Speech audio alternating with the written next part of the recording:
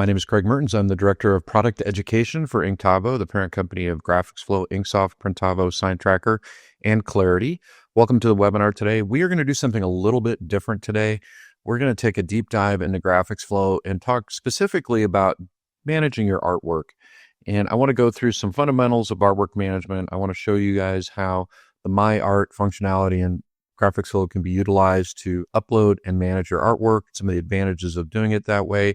And then I also want to get into the whole process of art approvals and showcase our new art approval feature, which is called version control. So I'm going to go ahead and share my screen now.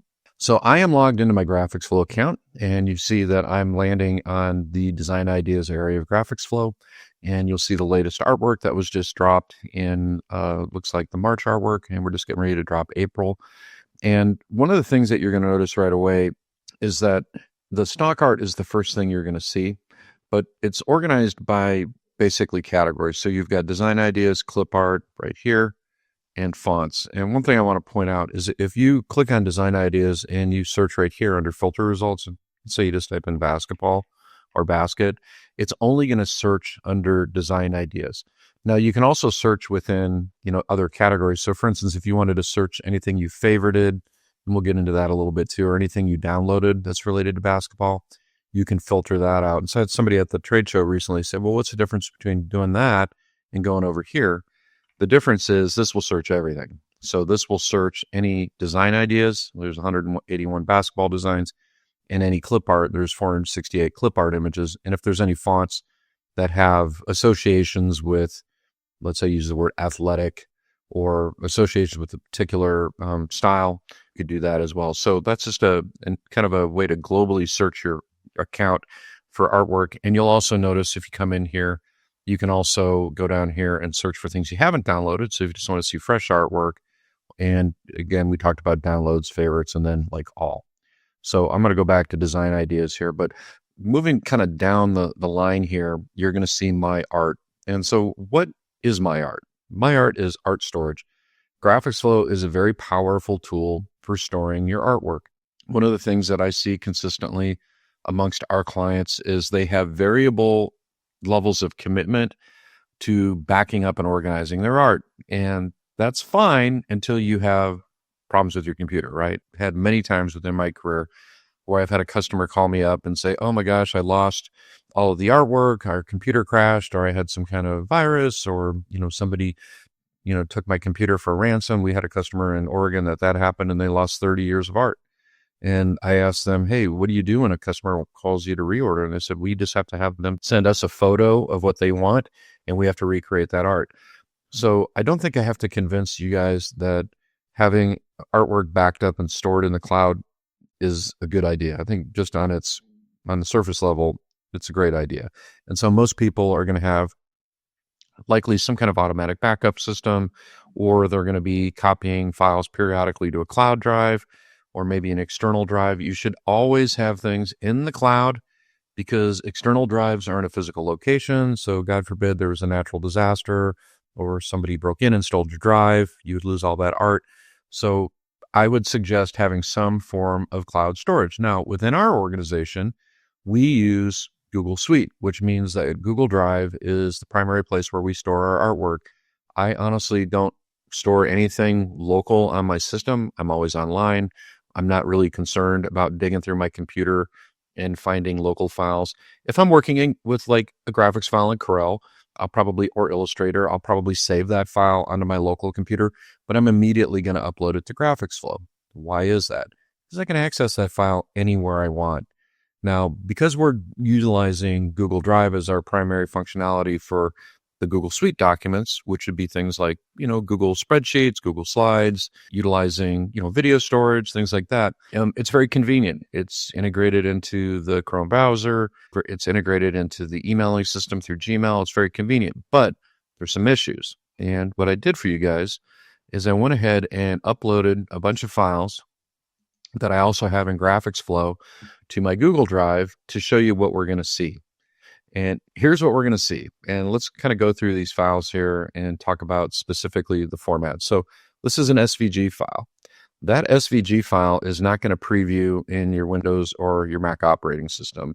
Now, it looks like Google's trying to create a preview of it, but that's it. That's what you're getting. And you notice it's even getting cut off there. Same thing with this PNG file right here. Now I could click on open and then click on preview, see something pretty decent there. And let's see what this preview, this SVG file looks like. Let's see. Yep, doesn't look too bad right there. And PSD file is fine. This PDF file, fine. EPS file. Let's see what that looks like. Open with preview. Looks pretty good. PNG file again, but look at DST file, no preview, not going to see it. And the CorelDRAW file, not going to see it. There's no preview there. So you're just not going to see it. You can download it, but you're not going to see it. This Adobe Illustrator file, very problematic. A lot of our customers use Illustrator. When you upload Illustrator files to programs like, a good example here is Ring Drive, but might be using iCloud or might be using Dropbox, you're not going to get a realistic preview of that file. You're going to get something like that. It's just the way it's mapping the colors. So the way files work is if it's a vector file, chances are it's going to have a thumbnail preview embedded into the document. So there's a thumbnail preview that's embedded into the graphics file, and you're actually not looking at the true graphics file. You're looking at the thumbnail preview, and different previews have varying degrees of resolution. That's fair to say. Now, the challenge that we have is if I want to preview these files like in full screen here to see the whole thing, because what I have to do, I have to go over here and click on preview. That's kind of inconvenient, I would say. Can I zoom in? Can I zoom out? No. Can I download? Sure, I can click on this file and click on download. I can certainly do that, but there's no organizational level here. And also, you notice I'm not having an easy way to really organize these files because I don't have them categorized by keywords or by file tags. It's just kind of, if I want to search for them, I can search by file name, and that's going to be pretty much the limit of it. So when you're using a generic cloud storage, whether it's Google Drive or you're using, iCloud or Dropbox, there are limitations in terms of creating the graphics previews, but certain files just are not going to preview. And probably the most notorious ones are Illustrator, CorelDRAW, and DST files, which incidentally are the most popular graphics files for production, probably followed by PDF files. So let me show you what happens when we upload the same set of files to my GraphicsFlow. So I'm going to do this in bulk. So I can either go over here and say new a folder upload. I'm just going to go over here and say upload folder. And I'm going to go to the location on my hard drive where I have these files stored, image previews. And it's going to upload that folder and any subfolders and the files that are located in those folders. Same files I drag and dropped into the Google Drive. And you notice they're going to show up here, right here, and you're going to see something very different. You're going to see consistent thumbnails. They're going to show you the entire image, and wow, check it out. That DST file is providing a preview. And let's take a look at the Illustrator file. It's providing a preview. Zoom in, zoom out. Click on it, full screen preview, high resolution, same thing. And look at this CorelDRAW file, same thing. So what we're doing when we upload these files to GraphicsFlow is we are processing them through a graphics processor and creating a high resolution PNG preview. Now that's important because the resolution when we share these files in the form of an art approval is not at the same resolution that we have internally within the application. We downscale the artwork a little bit in art approvals so that the customer doesn't have access to what we call a print ready file. Still looks good on the screen, but it's not something they can print. But you'll notice a couple things here, and I want to point out there's 3 different types of categories of file formats here. And let's talk about the first one, which is a bitmap file. Bitmap files are composed of pixels. Bitmap files are also known as raster files. Common bitmap formats are PNG files. Here's a PNG file. That's a JPEG file there. Common format is JPEG, PNG, and then TIFF files. So those are, and also GIF or GIF, depending upon which team you're on in terms of pronouncing GIF. Those are probably the most common forms of bitmap files. With a PNG file or a JPEG file or a TIFF file, it will only display as good as the resolution as the file is. So if the file is high resolution, it's going to display the file is high resolution. If it's a low resolution, small, low DPI JPEG file from the internet per se, it's not going to look all crisp and clean. It's going to look fuzzy. Now, vector files are different. So vector file, because it's composed of lines and objects, is going to look really good. It's going to look crisp and clean, like this PDF file here. This is a vector file. Now, bear in mind, PDF files can have both vector and bitmap data within them. That's also true of Illustrator, Corel, and EPS files. But this file that you see right here, this is a pure vector file, and that's how it's going to preview. And if we come back over to the same thing with the Illustrator file, same thing, it's going to look great. And let's take a look at another vector format, EPS file, going to look great. EPS and Illustrator files are kind of connected. Think of an EPS file as like a primitive version of an Adobe Illustrator file. I am not a fan of EPS files. When I talk to clients and they tell me they're using EPS files, it generally tells me that they are not really up to speed on modern graphics formats, and maybe they're using some older software, and maybe they're kind of just used to using EPS files because that's the way it was always done back in the day. So you're asking me, Craig, why aren't you a fan of EPS files? Here's why. EPS files are version sensitive, meaning they can look different in an application when you open them versus the original based on how that software saved them. So if I save an EPS file in CorelDRAW, it might look different than the EPS file that I saved in Illustrator. If I have gradients and blends in digital effects, EPS file doesn't support a lot of those effects. And so it has to reinterpret those. And so oftentimes when you see like a gradient file, you'll see what we call stair stepping, where the blends of the colors look like linear stairs versus clean, smooth blends. So I try to avoid EPS files at all costs because a PDF file is a fancy EPS file. PDF file is also a fancy Illustrator file. And it's very consistent in terms of its graphics performance across just about any application. But the most important thing with the PDF file is the PDF file can be opened in any form of PDF viewing software, and you can see what it's actually supposed to look like. So if I went over to this PDF right here, and I just download this real quick, and I'll just throw it in my downloads folder, and then I'll just open it into my default PDF viewing software. It happens to be Acrobat. I can see exactly what it's supposed to look like. If I open this in Chrome, I can see exactly what it's supposed to look like. Microsoft Edge, Illustrator, Corel, I know what it's supposed to look like. And so by opening that PDF file in your PDF viewing software of choice, you have a frame of reference that says, hey, this is what it's supposed to look like. And if it doesn't look right, you know there's something going on there and you don't go to print it. And so the proofing file and the production file are one and the same. And that's why I'm such a huge fan of PDF. And that's why I'm not a huge fan of using native file formats outside their native program. So if you're using Adobe Illustrator and AI is your format, stick to Illustrator within your Illustrator program, no problem. If you're using CorelDRAW and you have a CDR file and you're using that within the native CorelDRAW environment, stick to the CDR format. But anytime you're going to bring vector artwork, like say from CorelDRAW into Illustrator or from Illustrator into Corel, use a PDF file because you can open it, preview it, make sure you know what it's supposed to look like, and you'll be able to identify any differences in the file once you open them up in Corel or Illustrator.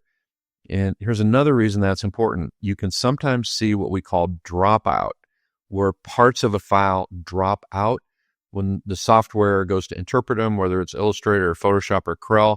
It isn't able to properly interpret a part of the file, so it just leaves it. And you might not notice it. And there, you end up printing and then there's a missing letter or something, the number didn't get, transferred in. Also, PDF files can embed the fonts and they can also automatically convert the text in the file to curves, so you don't have to worry about font substitution. So I am a PDF evangelist.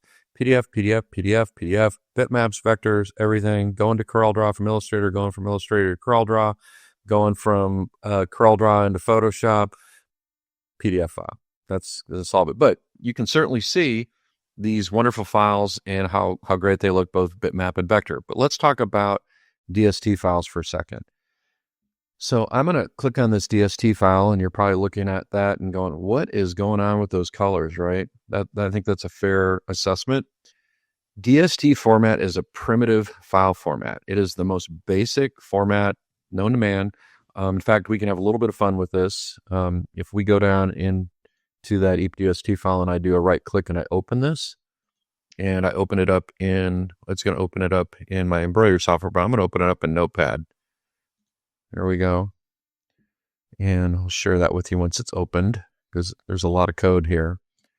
So what you're going to see on this file is a lot of Japanese characters. That's what you're going to see. And DST file is a format that was developed by Tajima, Japanese company. These are all the instructions right here that are telling the embroidery machine where to position the needle, where to drop the needle, where to lift a needle, what colors are connected with each other. We call color changes. So that's all stored in the DST file. But the one thing that's not stored in the DST file, and also special commands like stops and trims and things, but one thing that's not stored in this DST file is color. It only stores color changes. And those color changes are mapped to the needles of your machine. So if you have the USA flag, the file comes in your little embroidery software, you're going to say, hey, let's go and take the white and map it to the white needle position on my embroidery machine, the red to the red position, blue to the blue position. So what happens when you import a DST file into any embroidery software, because it doesn't have the ability to save any kind of color data, when you open a DST file into any kind of program that's capable of opening DST files, it's just going to automatically assign default colors. And so in the default colors here is all of the pink is one color change or needle position, and this green is another one, and this blue is another one, and this is another one. So it's really a 4-color design.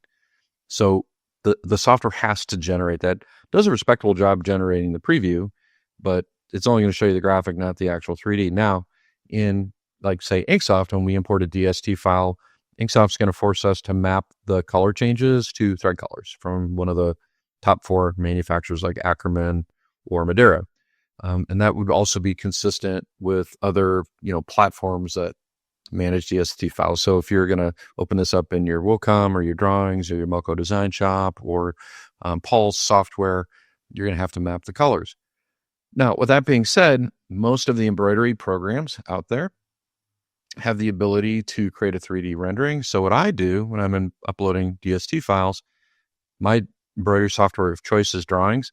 I just go into my drawing software and export the image in the same file name as a PNG file. I just say export as an image, and I get all the colors here. So I end up having 2 files, one for production, the DST, but then I also have the file for proofing and for, maybe dropping this onto a virtual sample and sending it over to the customer for approval is my PNG file. So I just wanted to call that out. So what are the file formats that you can upload to the software? If I go into upload a file using the functionality of GraphicsFlow, it's going to upload all the common graphics formats, but also is going to let you upload things like Word documents.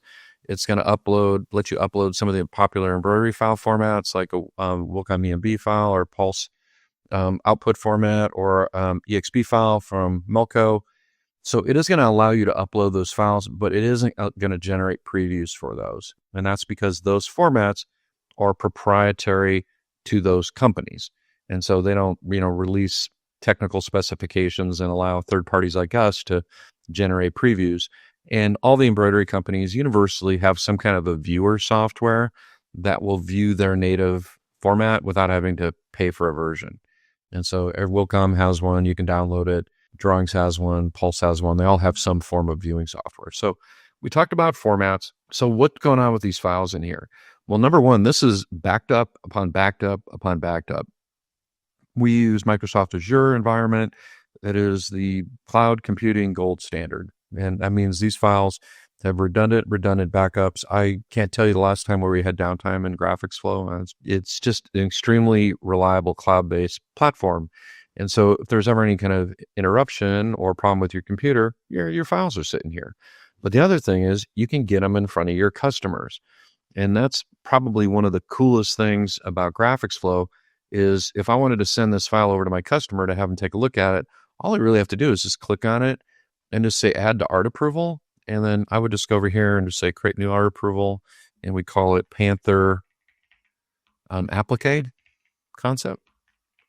I can just do it right from here, and I can add multiple files to this. So we'll just add one file over here, and then, give it a description. Here is the concept I put together for your hoodies. Created, added those files, and here's my art approval right here.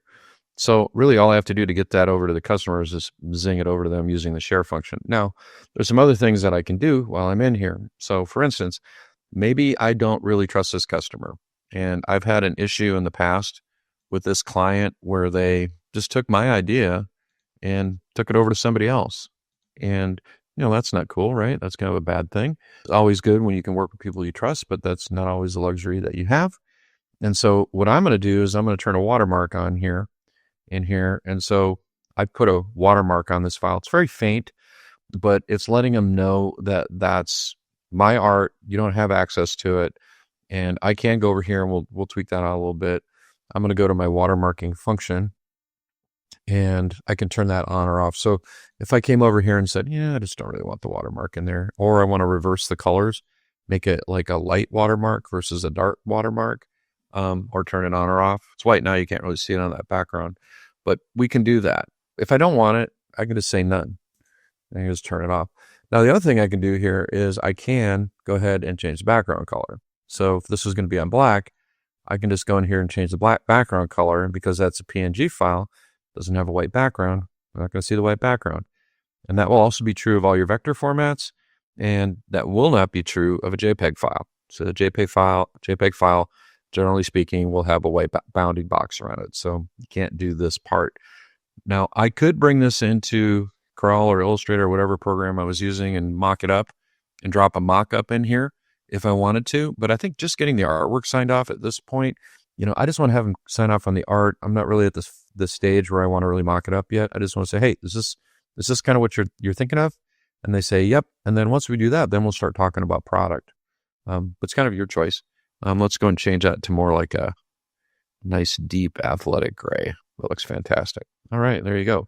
So the way I would get this over to the customer is using the sharing button. So I'm going to go over here and click on share, and I'm going to click on invite. There's two ways for me to get this to the client.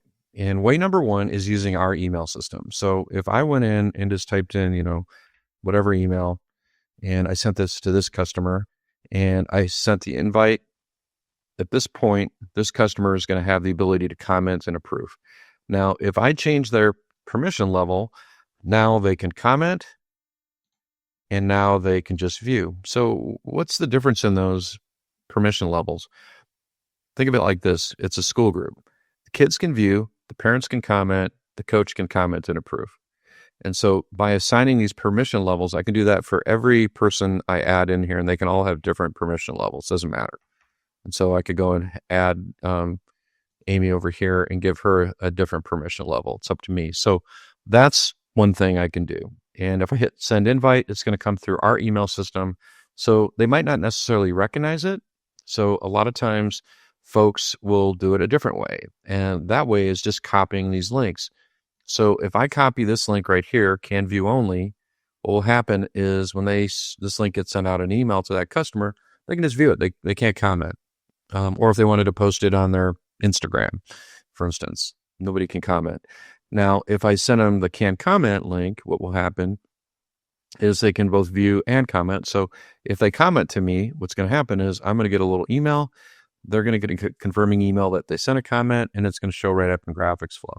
But if I give them comment and approve links, they can actually sign off on it. And let's go ahead and approve this, and I'll drop a comment in here, and it's pretty straightforward. Love the graphic.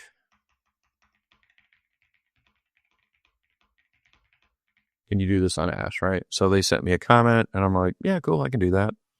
So I'm just going to go in here and change the background color, and we'll do it on kind of an ashy color right there. And then what I'm going to do here is send them a comment back, and then I'm going to add a comment. And so here's my comment. I'm going to add a new comment. I'm going to say, refresh your browser. Now, a couple other things I could do too. That just sent them the link to the comment, but I could also just resend them the art approval. If they get it and they want to approve it, they're just going to go in here and click on approve. And they can put any notes in here. It looks great. Hit approve. And they have to agree to my terms. And I've customized my terms in here so that there's a couple things that they're going to have to click through. Number one, copyright restrictions. So it's saying all designs represented in this art approval are the intellectual property of Craig's Creations. You're not permitted to take the artwork we create to other vendors. The unauthorized use of these images designs is a violation of international copyright law. So we're just letting them know they're not permitted to take this to other people. I always recommend having an upfront contract with your customer saying, hey, you understand if I'm going to do this custom art for you, I'm not giving you rights to use this art and take it over to another supplier, right? You understand that, right? Yeah, sure.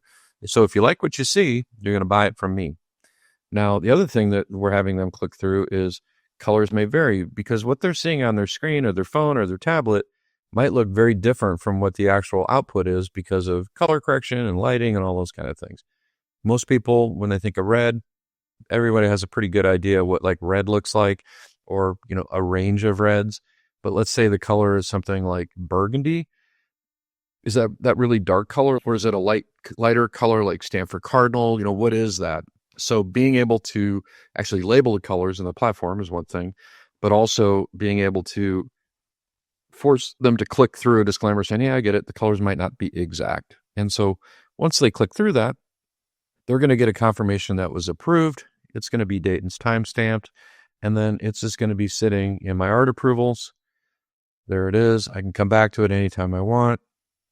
There it is. There's a stamp right there. I can send it to them again if I want, using the invite collaborators function. If I want to just remind them, hey, you signed off on this. I've got all the latitude to do that. And when I'm all done with it, what I'm going to do is I'm going to file it. And the way I'm going to file it is I'm just going to move it into my archive. So I'm going to move that into my archive. Now it's filed.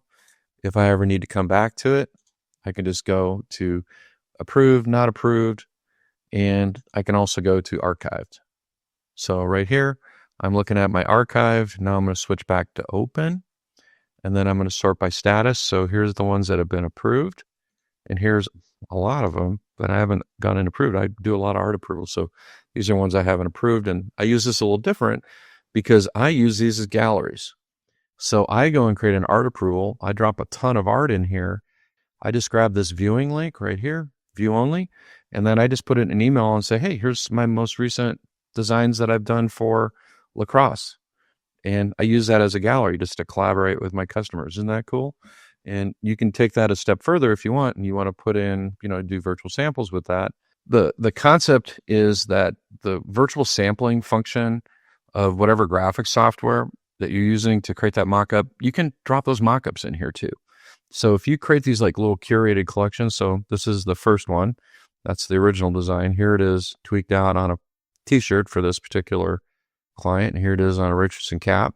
And then here's like bigger versions of the file, a couple different variations. It's fairly cool. So let's go in here. Let's see who's actually attached to this. There's nobody on this right now. So I'm going to go ahead and add myself. And I'm going to send out a comment and approve link. Okay. So we're just going to go ahead and send that out. And I can click on that email and I can view it. I'm pretending to be the customer right now. And let's say I go in here and I say reject. Okay. So I reject this. I don't like this one. So they rejected it. Okay. Back in the platform, it's going to show up as being rejected. And I just got an email saying, hey, it's rejected. So, but you'll notice something here. I can upload a new variation of this. Do you guys see that right there? It says new version. What I can do is I can upload a new version. This is called version control. We're going to go to my art. I think I've got a Beaver folder in here. Let's see if I got one. Beaver Ranch. And here's a different version right here. Add it. And you'll notice here it's labeled newest. So this is the newest one, and they could just go and approve it. Now you'll also notice if we click over here, they have a little tray so they can see the rejected one. And they can also see the newest one. You guys see that? And then over here, if they click on view details, they can see, they can kind of shuttle between the two. Now, let's say I come over here and I reject this one. I'm changing my mind. So I'm changing my mind. Okay, so mind is changed. And I want to go in and accept another one. So these are both rejected now. Now I can upload yet another one. So go over here and go to my art. I probably have another variation in here. And we'll just go back and do one, I'll do it on the cap just so you can kind of see what. So now I have another version of it. And so these are both rejected and this is the newest. And they might like that one. They just click on approve. And now it's approved done. So that line item is approved. And then they can do that for every line item on here if they want. That's how they do it. That's the basic idea. So you always have this little tray here so you can see what's approved, what's rejected, what's the newest. And you also have the ability to go to details, so you can just kind of shuttle through them right there. And probably the coolest part is this.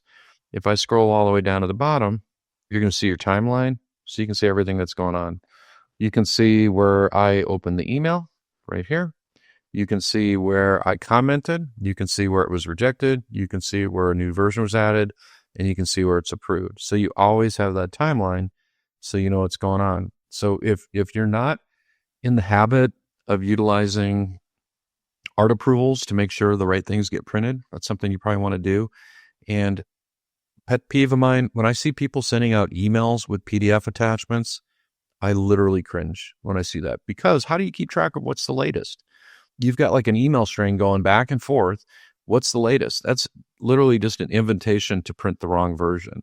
And it's pretty hard to print the wrong version here because you have not only that version history, but you can see what was approved and what was rejected. There's no question marks around on that particular topic. So this whole concept of version control in GraphicsFlow is actually a huge, huge big deal. And you guys have asked for this. It was kind of a massive project to produce. We released this a little over a month ago. It's gotten fantastic reviews. We see people are using it because we have data within the application. You guys all got a little notice in what we use, a tool called Pendo that pops up in your app that says, hey, there's a new feature. And people have been using it. And we suspected that version control was maybe a reason that people weren't using the GraphicsFlow art approvals as much as they would want to. And now you have version control. So there's really no excuses. It's pretty awesome. So let me go and show you how I could kind of configure the art approvals a little bit. If I go over here into my account settings and I go over here to art approvals, I've got quite a bit of latitude. So you notice I have Craig's Creations copyright 2024. I'm going to update that to 25 now.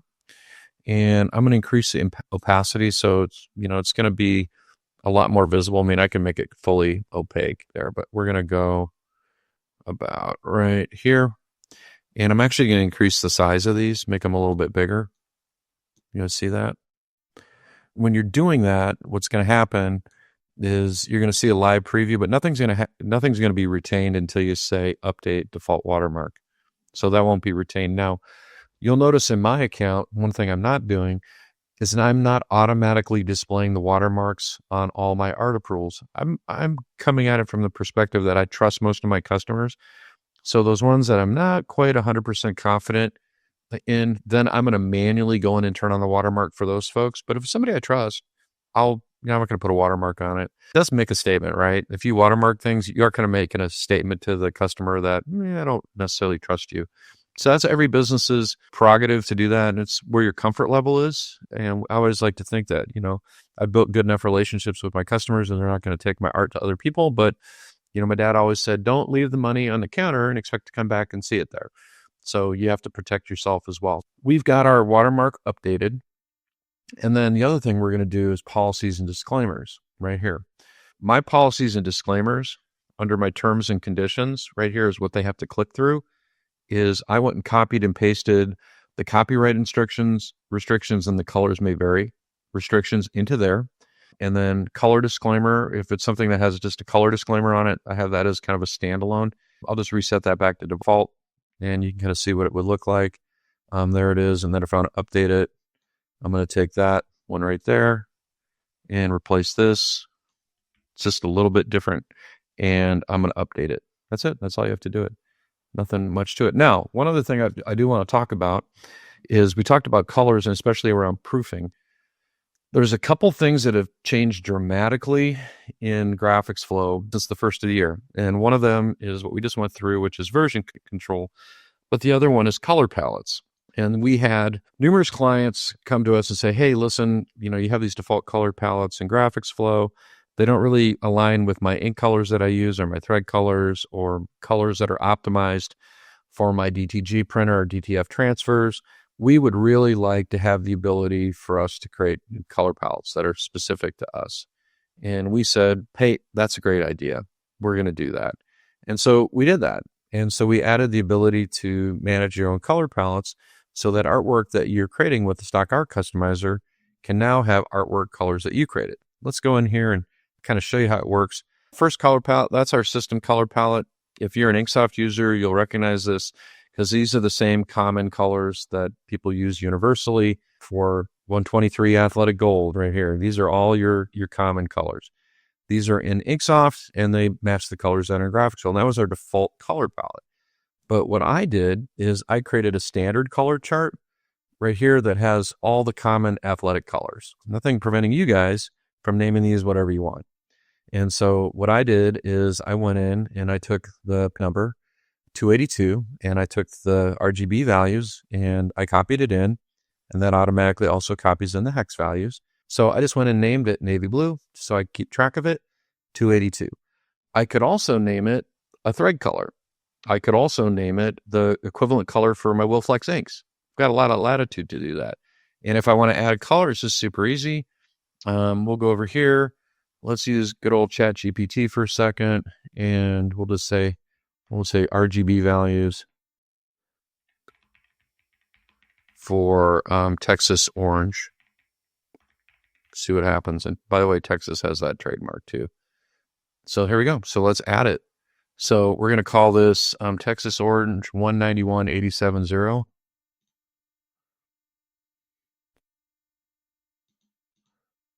And we'll call this Texas orange. And we're going to switch down here to RGB 191, 87, and 0. And close.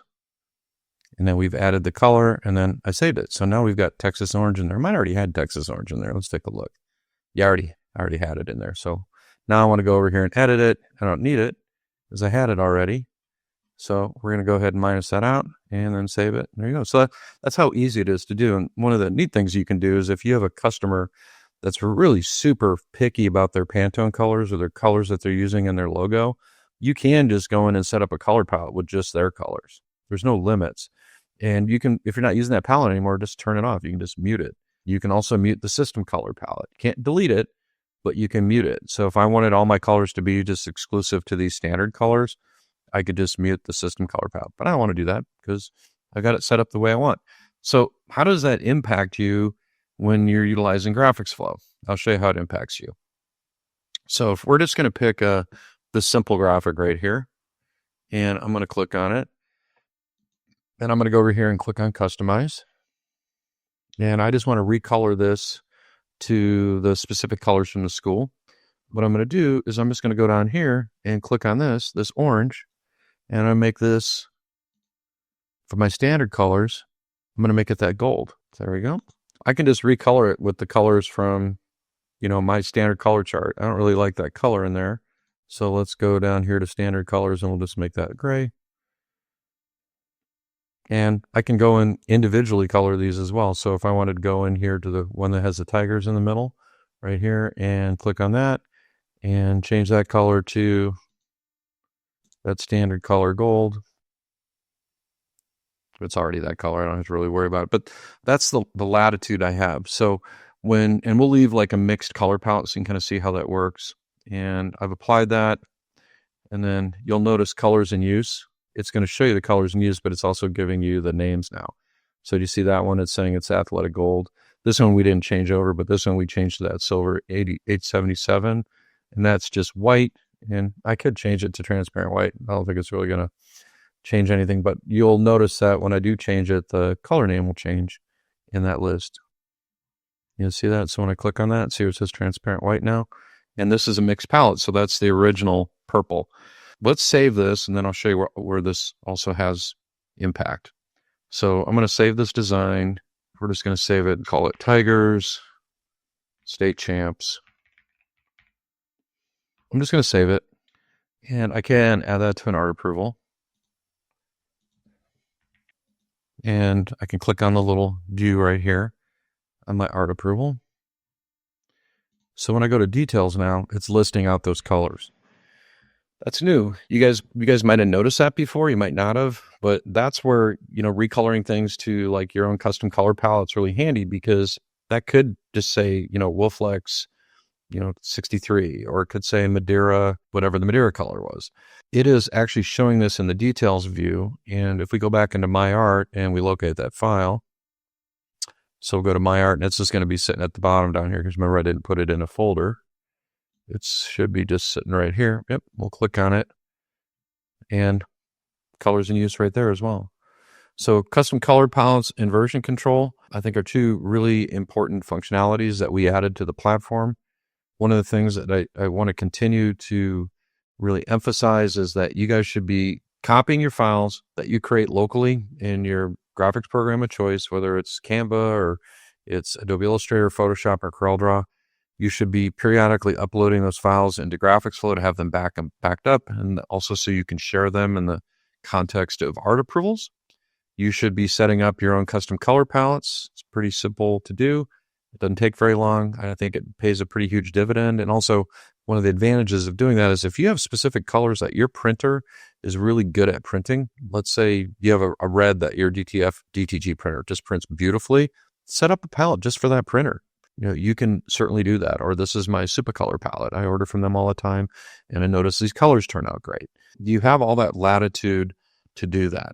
But again, I want to encourage everybody to be storing their art in my art in GraphicsFlow, utilizing art approval, setting up custom color palettes, and just utilizing the product for more than just a way to edit stock designs. We see all the usage statistics, so we know that the biggest feature utilized in GraphicsFlow is people going in and utilizing the stock designs and customizing them. And that's great. We want you guys to do that.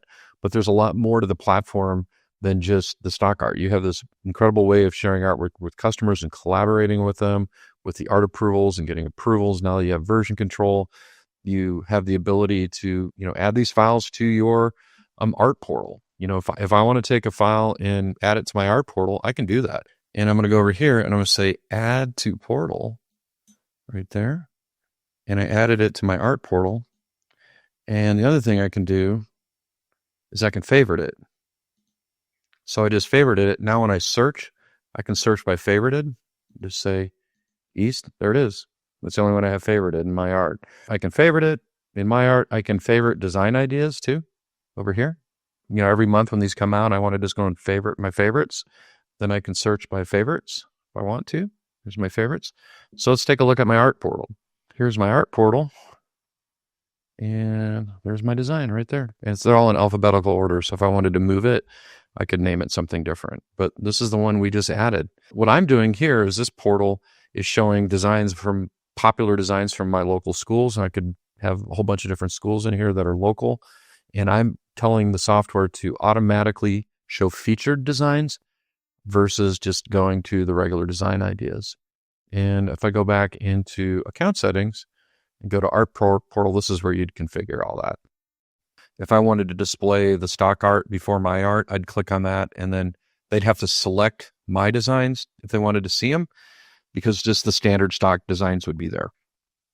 If I wanted to disable those in my account, my designs, and just have it be the standard designs, I could click on that. I can name that section of my art right here, which I've done. And then I can also determine under each art asset which category I want to have first, any categories I want to hide or enable. I can do all of that. So I've got just a humongous amount of latitude in how my art portal works. And so another benefit of uploading your art that you've created to GraphicsFlow is you can dump it into your art portal and use that as a showcase of not just our art, but all the neat things that you guys are working on all the time.